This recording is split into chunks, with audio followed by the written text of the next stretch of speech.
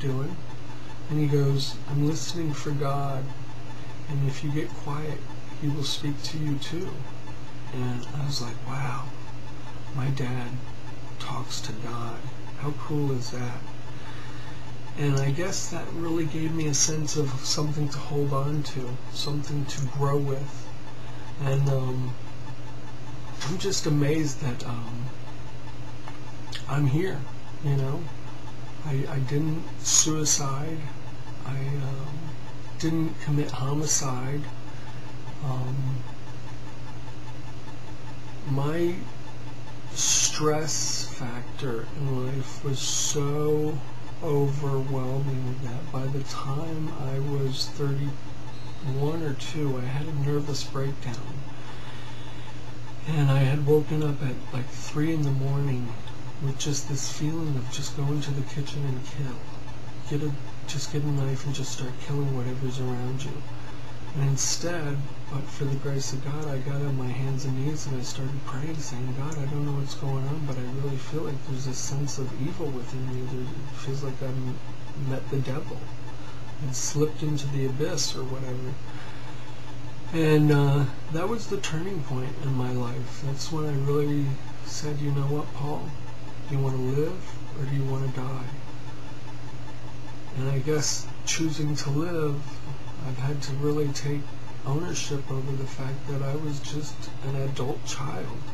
I was a child within an adult's body, and a lot of my reactions and all were based on what I had been taught as a child.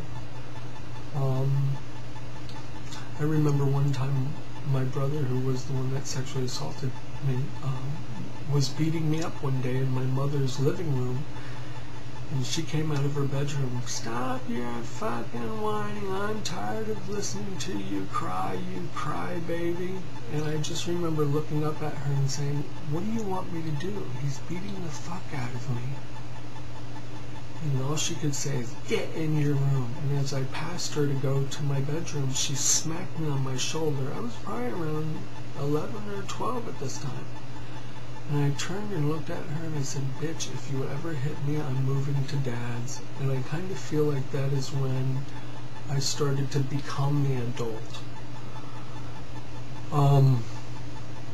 Taking responsibility. Maybe creating boundaries in a way by saying that to my mother, if you ever hit me again.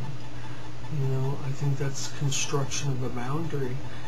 And I would listen to her rant and rave about my father, and one day or one morning she was driving me to school and she was bitching and moaning about him, and I looked over at her and I said, shut the fuck up, that's my father you're talking about. And she just gave me this dead look stare like she didn't know what had hit her. And these are points in my reality that I feel like I was learning to find that inner voice to say, enough. I cannot take any more of your insanity. I remember asking and pleading my father, go to court to get custody of me so I don't have to live with her anymore. Please, it's like a prison. I actually grew up basically in a rehab facility that my mother owned. And it was basically prison to me. She would pick me up from school and say, hey, if you run into that guy who's burnt from head to toe, don't be too afraid of him, you know. He was smoking crack or freebasing or whatever. And that's the kind of environment I grew up in. Not only was it just demented, completely demented, it was insane. The sexual abuse, the physical abuse, the verbal abuse, it was constant. And I sit here today just in awe that I'm alive and that I'm aware. And so, having had this nervous breakdown at 32, I had entered a career field that was very much in the entertainment business, where I was very much applauded for what I was doing because it was very much out there and very public and everybody could see it and buy tickets for it. And they would interview me on television shows and stuff, and I would never ever feel like I was meant to be present. Like, are they really asking me these questions? is part of the disassociation of my reality and not feeling worthy. And as they would be interviewing me, I'd just be really off in some other world. And so, it became very successful. The stress of it all became so overwhelming that a business partner ended up screwing me out of a lot of money. Needless to say, I started thinking, well, maybe I should have this guy taken care of in manners that, aren't very becoming of an evolved species such as the human race, but I was thinking that would be the best answer. Needless to say, thank God I didn't do it, and I ended up having a nervous breakdown, and I know that my ego had become so large and present in my life that I thought that I was God and everybody was here to entertain me. And that was the insanity of my insanity from the dysfunction that I had experienced not only as a child but as an adolescent to young adulthood. And today at age 42, I just feel really blessed, really truly blessed that I had survived some things that most people couldn't fathom. And when I think of the sexual assaults, I survived pretty much a nightmare beyond nightmares. When I was 18, I ended up coming out of the closet to my high school sweetheart, who was there the day my mother passed away. And she asked me if I was a homosexual, and I said yes. And I never really got to converse with my mother about this, but my father said, I would rather you be an alcoholic than have to watch you die of AIDS one day. That was my father's response to me coming out. And lo and behold, by the time I was 24, I had practiced safe sex for a good 5 years until this person that I thought was the one, I let down my guard, and lo and behold, they gave me HIV. And so for the last 16 years, I've been HIV, taking my pills on a daily basis to keep myself alive, and I keep myself as healthy as I possibly can, regardless of a heart condition and the not so good decision to smoke every now and then. It is what it is. But when I look at what I have come through, I'm just truly amazed. And when I think of the first step, that I am powerless and that my life is unmanageable, I can truly attest to the fact that I was running on self-will. It was complete and utter survival mode, and I'm just very aware that if I choose to be in dysfunction, I can take it to the nth degree. I did end up in a psych ward voluntarily. I did end up in handcuffs for 8 hours for driving a convertible Mustang and speeding out of a red light. And the next place would probably be the morgue.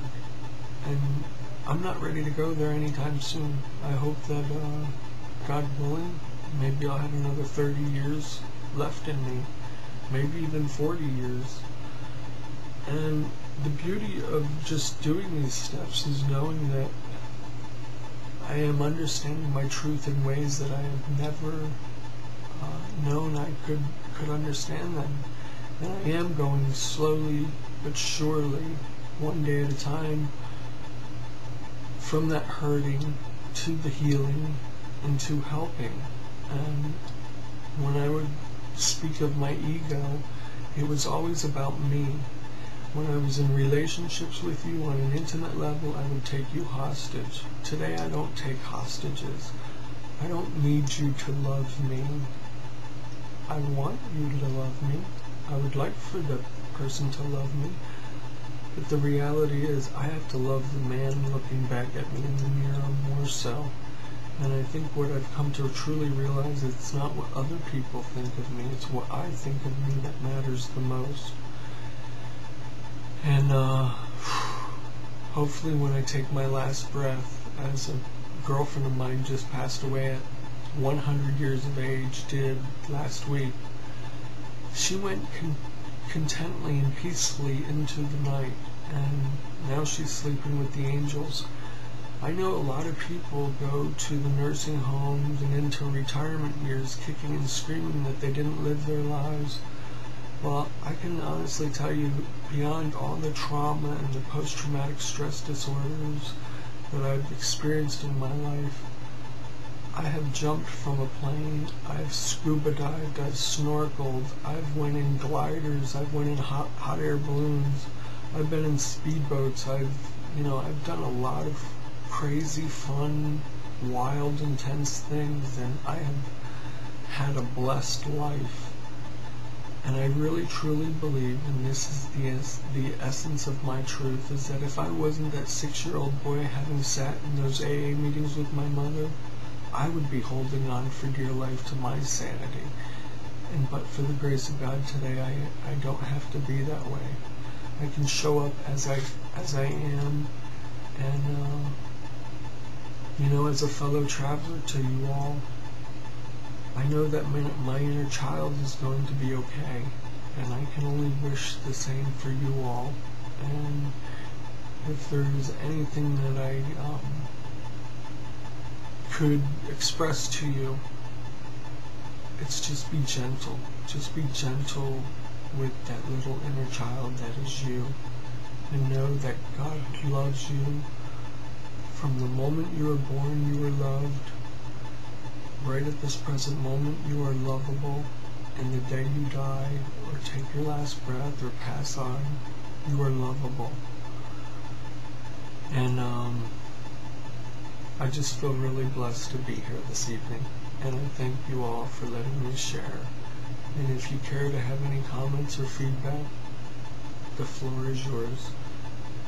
Again, I wish you all the best, and I look forward to meeting some of you on the road, on the path that us fellow travelers are on.